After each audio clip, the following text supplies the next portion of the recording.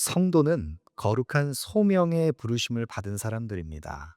하나님의 부르심을 받은 사람들, 그들이 바로 성도입니다. 그렇기 때문에 그 소명 안에서 하나님의 부르심을 따르는 성도들은 하나님의 뜻을 이루기 위해서 우리의 맡겨진 삶의 영역 속에서 사명을 성취하는 삶을 살아갑니다. 하나님께서 우리에게 주신 소명이 있고 그 뜻을 이루기 위해서 우리가 마땅히 감당해야 하는 사명이 있는 것입니다. 사도 바울은 하나님의 뜻을 따라서 사도가 됐습니다.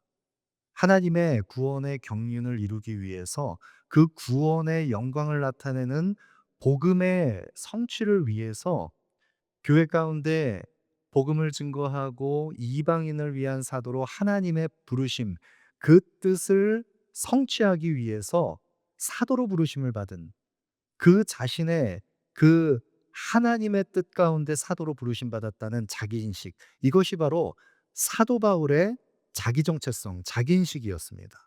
모든 성도는 다 소명을 받은 자입니다. 그리고 모든 성도들은 다 각자의 삶의 영역에서 우리가 책임져야 하는 사명의 자리가 있습니다. 사도 바울은 하나님의 뜻을 이루었습니다. 그 뜻 가운데 에베소 교회를 개척하고 또 그 교회를 섬겼습니다. 사도 바울이 고린도에서 1년 6개월의 사역을 마감하고 이제 2차 전도 여행의 그 마무리를 짓기 위해서 안디옥으로 향할 때입니다. 그때 그 과정에서 브리스길라와 아굴라 부부와 함께 소아시아의 에베소 지역에 잠시 머뭅니다. 그리고 거기에서 복음을 전합니다. 복음 안에서 교제한 에베소 지역의 사람들, 그들과 함께 바울은 그러나 하나님께서 부르시는 또 다른 그 부르심의 현장을 따라서 복음을 전하기 위해서 또다시 에베소를 떠나야 했을 때 이 에베소 지역의 사람들이 계속해서 함께 더 오래 머물기를 청했습니다. 그때 바울은 하나님의 뜻이면 돌아오리라. 하나님의 뜻이라면 다시 이 에베소 지역으로 돌아올 것이다. 그렇게 그들을 위로하고 또 다른 믿음의 여정, 또 다른 복음의 여정을 하나님의 인도하심을 따라서 나아갑니다. 그때 이 에베소 지역에 바울은 브리스길라와 아굴라 부부를 남겨둡니다. 그리고 이 브리스길라와 아굴라 부부가 거기에서 변함없이 계속해서 복음을 증거할 때 이 브리스길라와 아굴라 부부는 아볼로를 만나서 이 아볼로는 일찍이 주의 도를 예수에 관한 것을 배워서 가르치는 가르침에 능한 사람이었지만 그가 하나님의 도를 더 깊이 깨닫지 못했을 때 브리스길라와 아굴라가 이 아볼로에게 하나님의 도를 더 자세히 풀어 가르쳐서 함께 동역하면서 에베소 지역 안에 교회가 확장되기 시작했습니다. 그리고 바울은 3차 전도 여행 중에 다시 하나님의 뜻을 따라서 에베소로 돌아와서 그곳에서 복음을 전합니다. 대략 3 년여 정도의, 정확하게는 2년 반, 2년 6 개월부터 3 년여 정도의 그 시간들을 이 에베소 지역에 머물면서 바울이 복음을 증거하는데, 바울이 어디를 가든지 그 복음을 전할 때 처음 유대인의 회당에서 강론하면서 하나님 나라의 도를 전했을 때 그 도를 배척하고 하나님 나라의 도를 비방하는 자들의 그 거센 그 압박이 더 커지자 바울이 제자들을 따로 세워서 두란노 서원을 만들어서 거기에서 2 년간 더 가르치면서 이 에베소 지역에서 복음을 전했습니다. 바울이 밤낮 쉬지 않고 복음을 증거하고 하나님 나라의 도를 가르쳤던 이 에베소 지역에서 하나님의 뜻을 따라서 지금 교회를 개척했고 하나님의 뜻을 따라서 다시 돌아온 바울이 교회를 건강하게 세워갈 때, 그렇다면 하나님의 뜻을 섬기는 바울인데 그 바울의 사역 가운데 오히려 하나님께서 형통을 더해 주시고 오히려 환난과 핍박을 면할 수 있도록 해 주셔야 하는 것 아니겠습니까? 그런데 바울의 고백을 보면 고린도전서 15장 32절에 상반절에 보시면 내가 사람의 방법으로 에베소에서 맹수와 더불어 싸웠다면 내게 무슨 유익이 있으리요? 에베소에서 사역했던 것을 회상할 때 바울이 생각할 때 그 에베소에서의 사역이 마치 맹수에게 공격받는 것처럼, 짐승의 그 위협을 받는 것처럼 너무나 위태롭고 어려운 시간들을 보냈다는 것입니다. 그런 바울이 하나님의 뜻을 섬기기 위해서, 교회를 건강하게 세우기 위해서 복음을 전했을 때 주의 말씀이 흥왕하게 세력을 얻어서 전파되기 시작하는데, 바울의 몸에서 손수건을 가져다가 병자에게 올려놔도 병이 낫는 일이 벌어졌습니다. 놀라운 기사와 이적들이 나타났습니다. 복음의 능력이 확산됐습니다. 그런 바울의 사역을 흉내내는 이들도 있었습니다. 바울의 사역을 흉내내다가 악귀의 그 조롱을 당하면서 망신을 당하는 그런 이들도 있었습니다. 그럴 때 사람들이 하나님 나라의 이 도의 놀라운 비밀, 그것을 깨닫고 하나님께 영광을 돌리고 그렇게 하나님 앞에 회개와 영적 각성으로 나올 때, 이 에베소 지역의 사람들이 숭배하는 그 악한 우상신들, 그리고 마술을 행하던 것, 그 관련된 책을 모아와서 불태울 때 그 불사른 책값만 은 5만이 될 정도로 이 에베소 지역에서 놀라운 복음의 역사가 나타났습니다. 여러분, 그런데 이렇게 놀라운 하나님의 구원 역사가 이 에베소 지역에 나타날 때, 그 말씀이 흥왕하여 세력을 얻는 것과 동시에 이 말씀을 대적하는 자들이 일어나기 시작합니다. 이 에베소시는 로마의 통치령 가운데 로마의 영토에서 세 번째로 큰 항구 도시입니다. 그리고 대략 인구가 25만 정도 되는 이 소아시아의 문명의 허브 역할을 했던 이 에베소 지역 가운데, 이 에베소시의 가장 유명한 것은 큰 우상 신전들이 이 에베소에 있었습니다. 그중에서도 아데미 여신을 섬기는 우상 신전.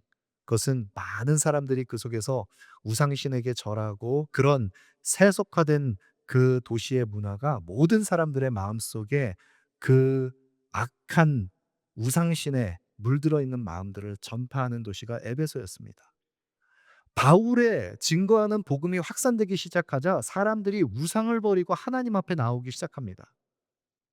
그러자 그 가운데 이 아데미 여신의 우상신을 조각하고 또 우상의 형상을 만들어서 파는 그 금장색이, 그 우상신의 그 신전에 바쳐지는 각종 기부들을 만드는 그 성행하는 우상에 관련된 업을 하는 사람들이 일어나기 시작합니다.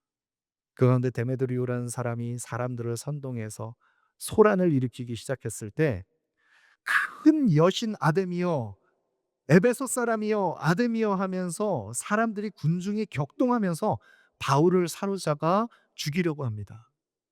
그런 대적이 이 에베소 지역 가운데 일어났습니다. 여러분, 그러면 바울이 하나님의 뜻을 섬기기 위해서 복음을 증거했는데, 그 하나님의 뜻을 따라서 사도가 된 바울이 하나님의 뜻을 위해서 복음을 증거할 때 이 같은 고난과 핍박과 환난을 통과하는 것, 바울은 어떻게 그 시련의 시간들을 견딜 수 있었습니까? 그의 소명식, 하나님의 뜻을 따라 예수 그리스도의 사도된 나 바울은 하나님의 소명에 붙들린 사람이었습니다. 하나님의 뜻을 따라서 섬기는 자신이라는 것을 분명하게 인식했기 때문에 바울은 어떠한 고난과 시련 속에서도 복음을 증거할 수 있었습니다.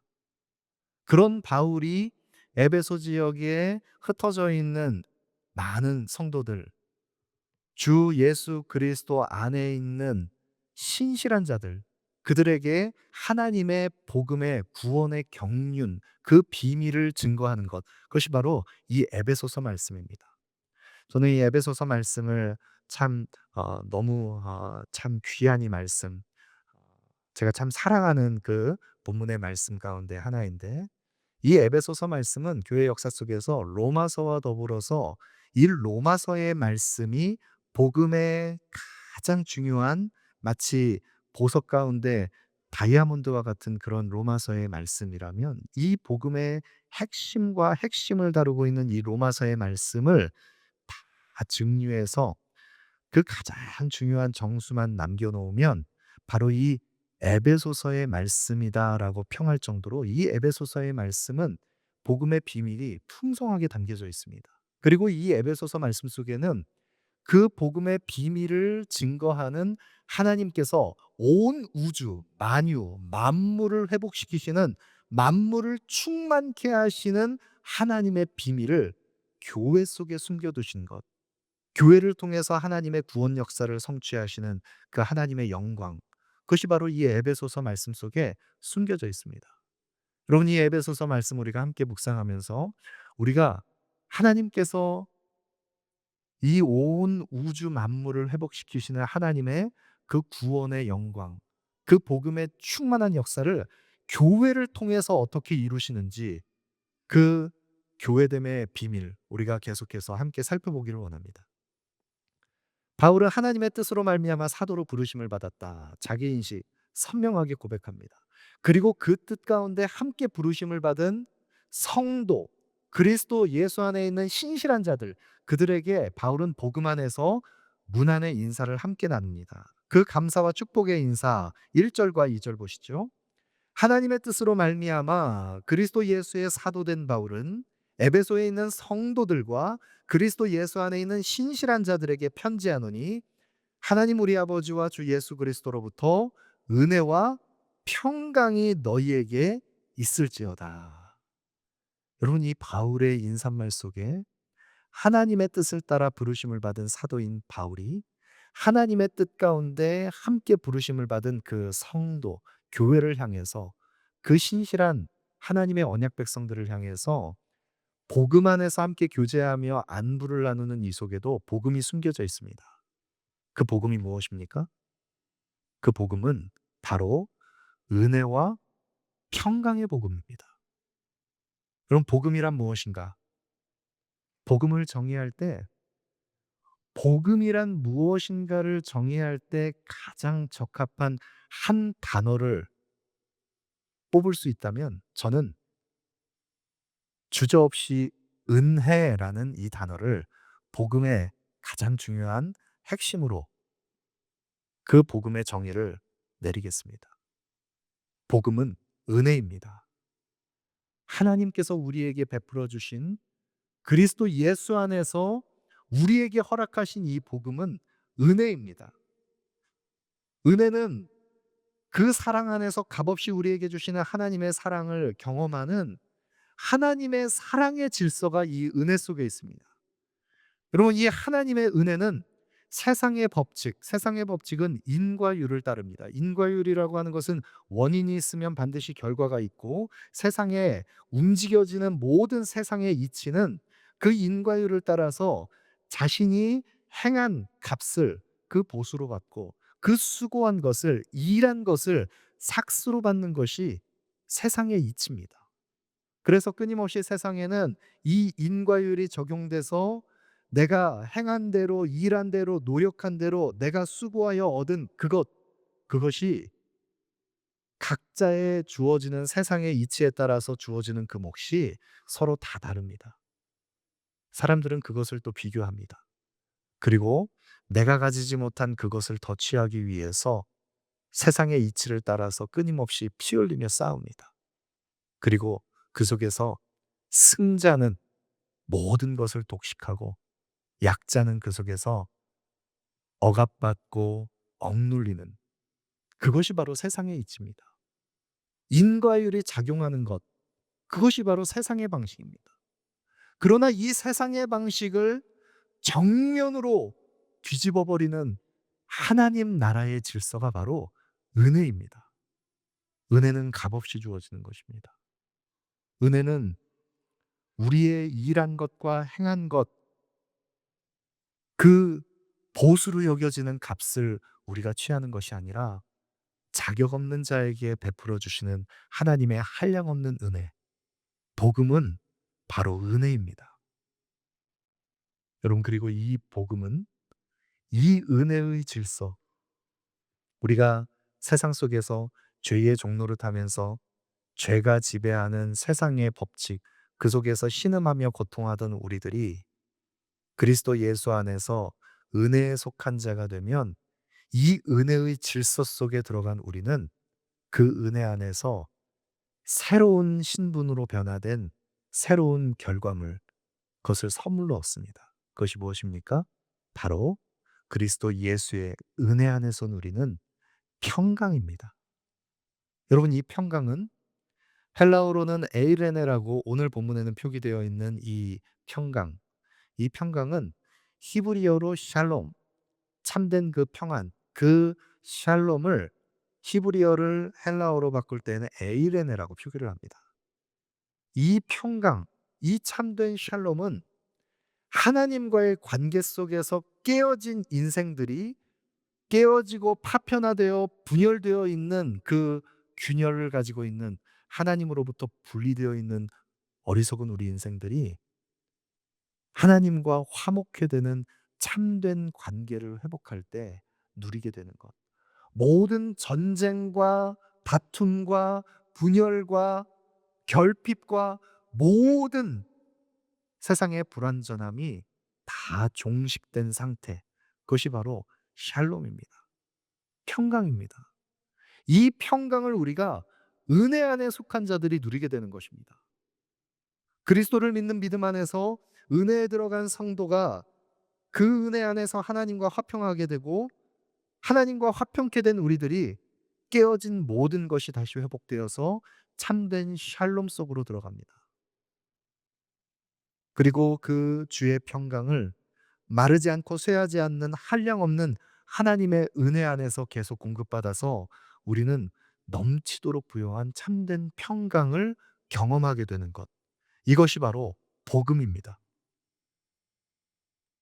그럼 지금 사도가 함께 주 안에서 복음 안에서 함께 그 안부를 묻고 있는 성도, 그리스도 예수 안에 있는 신실한 자들은 바로 이 은혜와 평강 안에 속해 있는 자들입니다. 그 은혜와 평강, 이 복음, 이것이 바로 우리가 더욱 갈망하고 추구해야 할 가장 소중한 가치입니다.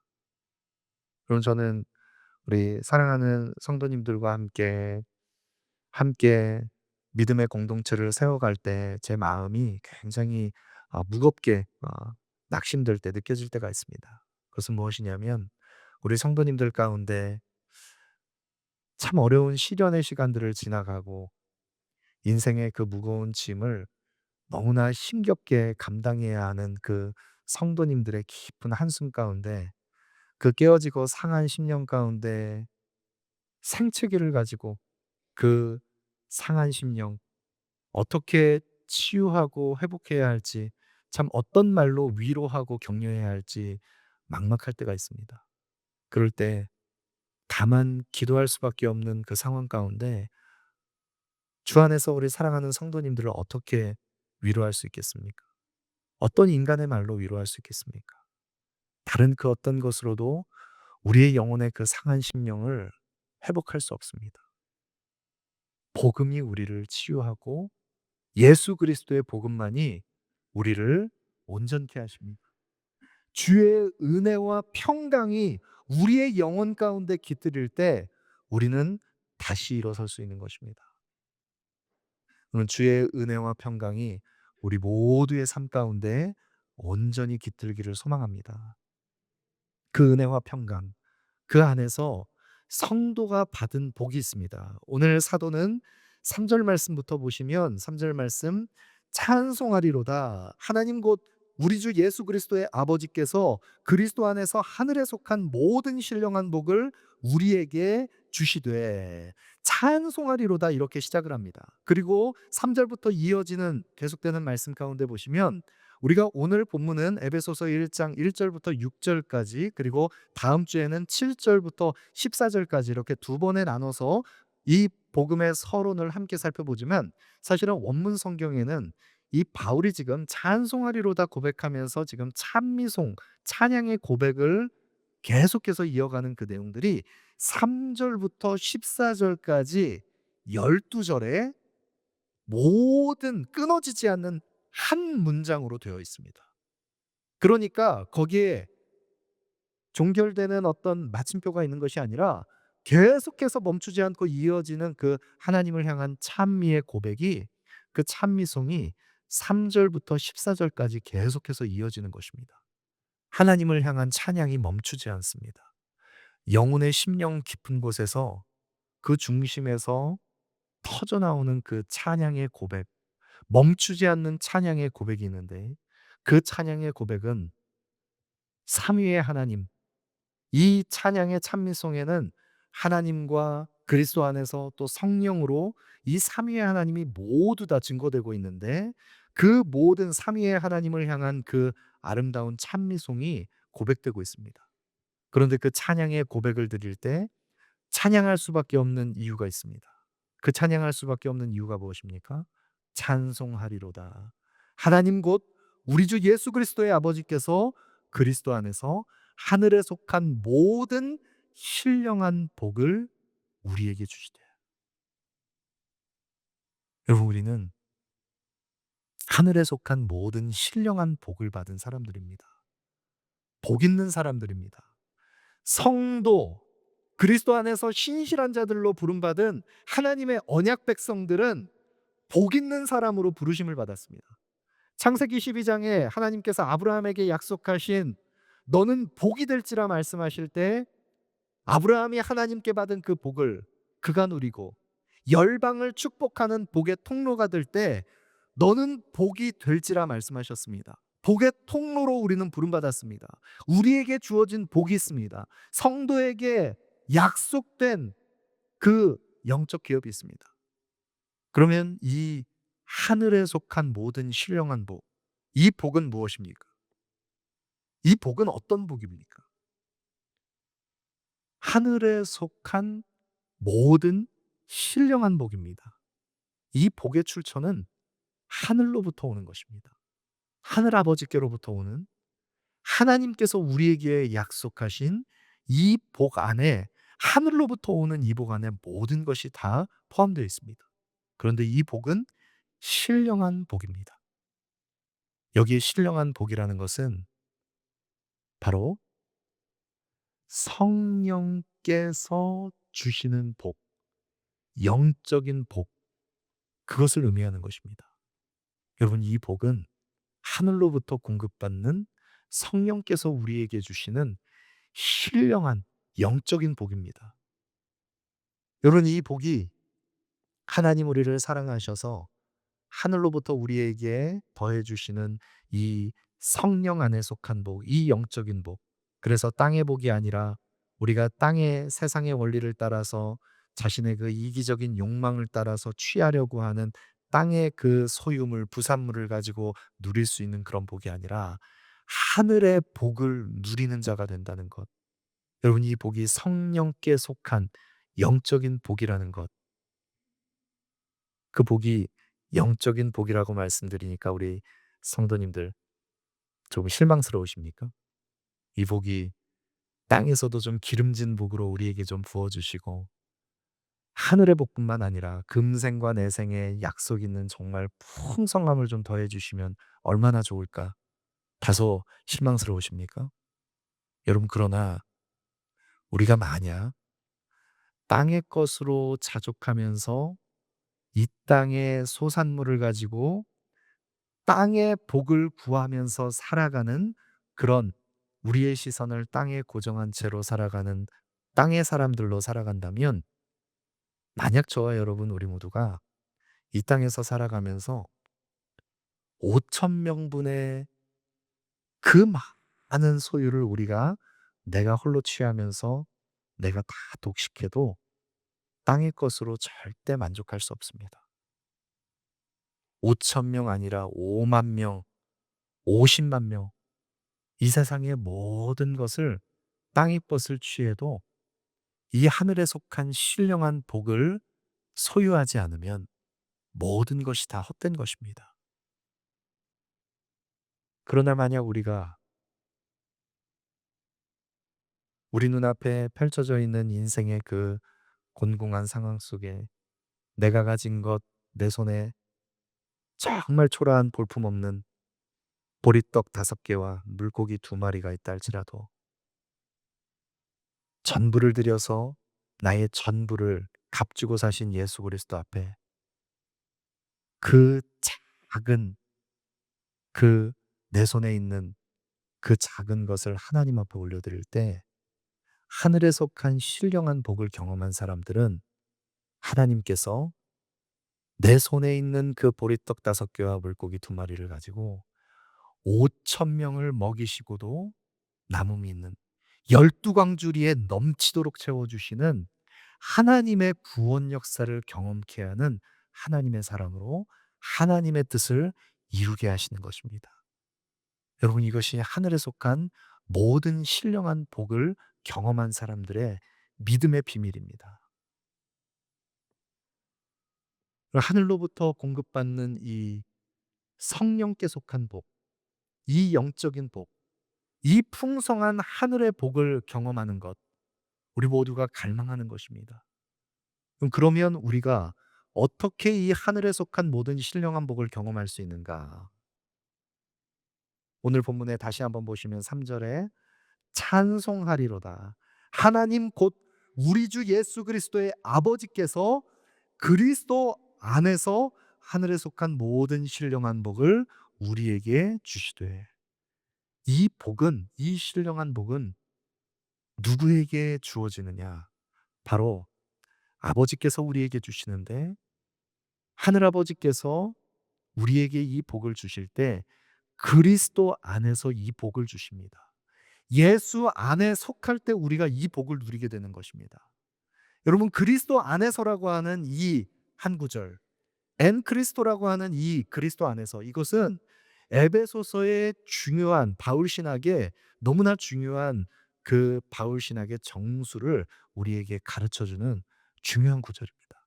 그리스도 안에서 그리스도와 연합된 하나님의 사람들이 그리스도 예수 안에서 이 하늘에 속한 복을 경험하게 되는 것입니다.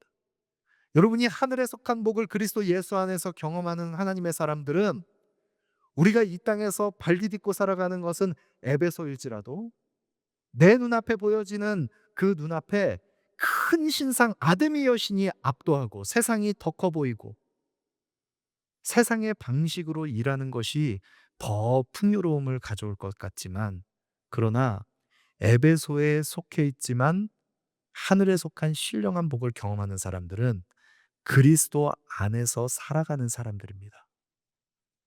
예수 그리스도 안에서, 그리스도 안에, 그 안에 거하는 우리 모두의 삶이 되기를 소망합니다. 그리스도를 만난 모든 하나님의 사람들이 이 신령한 복을 경험했습니다. 니고데모가 사내들인의 공회원으로 모든 지식과 세상의 신분과 어떠한 것에서도 결핍 없는 삶을 살았던 니고데모가 그 영적인 결핍을 가지고 그리스도를 한 밤중에 찾아왔을 때 거듭남의 의미를 깨닫지 못했던 니고데모가 그리스도를 만나고 거듭났습니다. 그리스도를 만나고 이 하늘에 속한 신령한 복을 경험했습니다. 그리스도를 만난 수가성 여인이 남편 5이 있어도 그 영혼의 목마름을 해결할 수 없었던 이 버려진 여인이 한낮에 사람들의 눈을 피해서 우물가에 찾아왔을 때 그리스도를 만났습니다. 그리고 그리스도를 만난 이 여인이 영원히 목마르지 않는 그 배에서 날마다 솟아나는 샘물이 되시는 영생수 예수 그리스도를 만나고 물동이를 버려두고 그 영혼의 목마름을 해결했습니다. 그리고 하늘에 속한 신령한 복을 그리스도 예수 안에서 우리 모두가 경험하기를 소망합니다. 만약 우리가 이 복의 가치를 깨닫지 못한다면 우리는 마치 망령된 에서가 하나님의 그 유업의 가치를 깨닫지 못하고 그 모든 하늘에 속한 신령한 복을 다 내팽개친 것처럼 어리석은 자로 드러나게 될 것입니다. 그러나 우리가 이 예수 그리스도 안에 숨겨진 우리의 모든 복의 근원 되시는 그리스도를 우리가 가장 소중한 나의 유업으로 구한다면 그리스도 예수 안에서 우리 모두는 창세전에 우리에게 이 복을 허락하시기 위해서 우리를 향한 하나님의 예정 가운데 하나님 우리를 택하시고 부르셔서 그리스도 안에 거하게 하시는 하나님의 그 복음의 은혜, 그 은혜와 평강을 경험하는 하나님의 사람들로 우리 모두를 아름답게 변화시켜 주실 것입니다. 그리고 그 은혜와 평강 안에서 우리 모두를 그의 영광의 찬송이 되게 하시는 아름다운 하나님을 찬양하는 언약 백성으로 우리 모두를 세우실 것입니다. 그 하늘에 속한 신령한 복 우리 모두가 소유하기를 소망합니다.